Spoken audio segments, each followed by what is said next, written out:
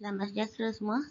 Sekarang kita akan teruskan ke bahagian 3 asid karboksilik, iaitu penyediaan asid karboksilik. Kita akan bincangkan dengan lebih lanjut lagi, iaitu penyediaan asid etanoik. Ya. Baik, yang pertama, penyediaan asid etanoik boleh dilakukan secara pengoksidaan etanol, iaitu alkohol, dengan cara memanaskan etanol bersama-sama dengan ejen pengoksidaan secara reflux. Ada dua jenis ejen pengoksidaan yang kita boleh gunakan.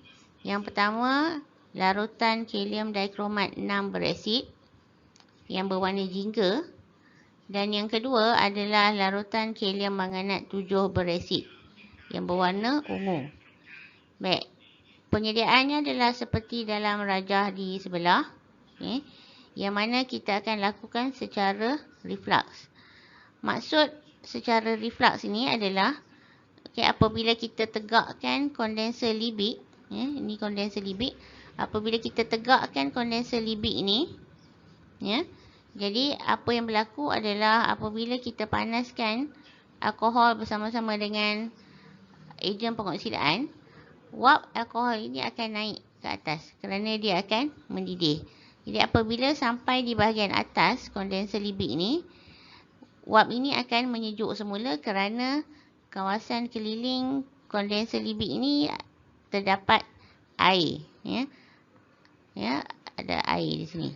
Jadi air ini akan menyejukkan semula wap alkohol ataupun wap etanol bersama-sama dengan kalium dikromat, dan dia akan turun semula atau terkondensasi dan akan berada dalam kelalang dasar bulat ini sehinggalah tindak balas selesai.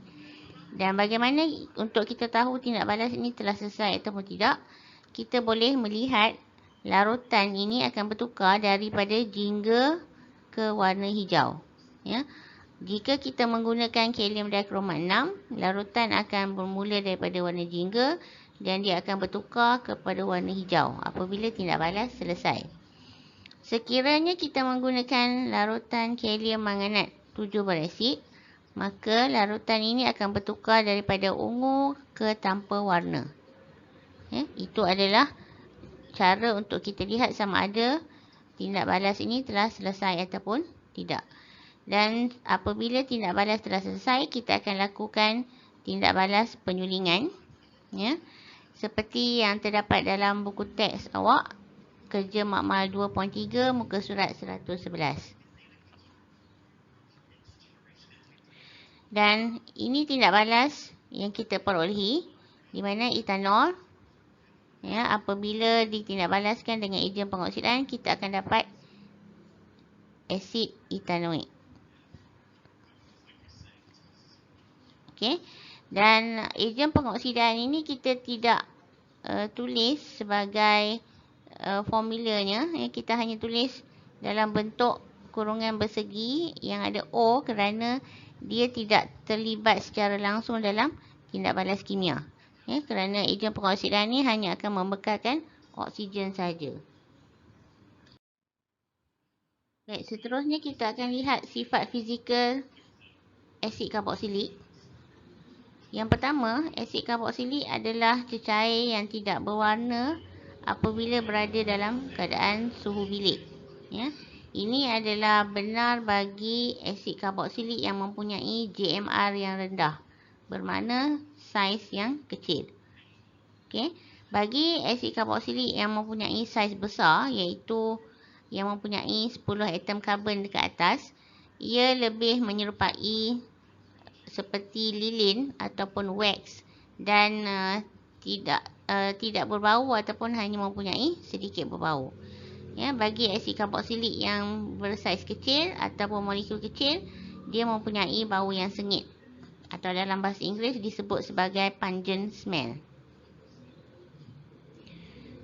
Baik, takat didih bagi asid karboksilik adalah lebih tinggi berbanding dengan alkana yang mempunyai bilangan atom karbon yang sepadan.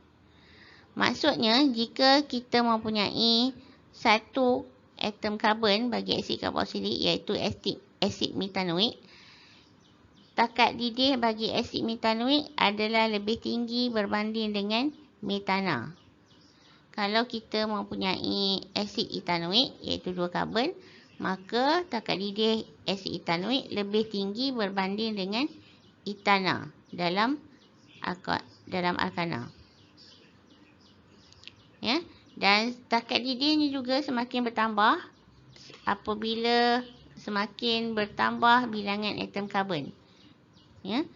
Dan kita boleh lihat dalam jadual ni, ya, bagi 4 asid karboksilik yang pertama, ya, asid metanoik mempunyai takat didih 101 darjah Celsius, diikuti dengan asid etanoik 118, asid propanoik 141 dan asid butanoik 164.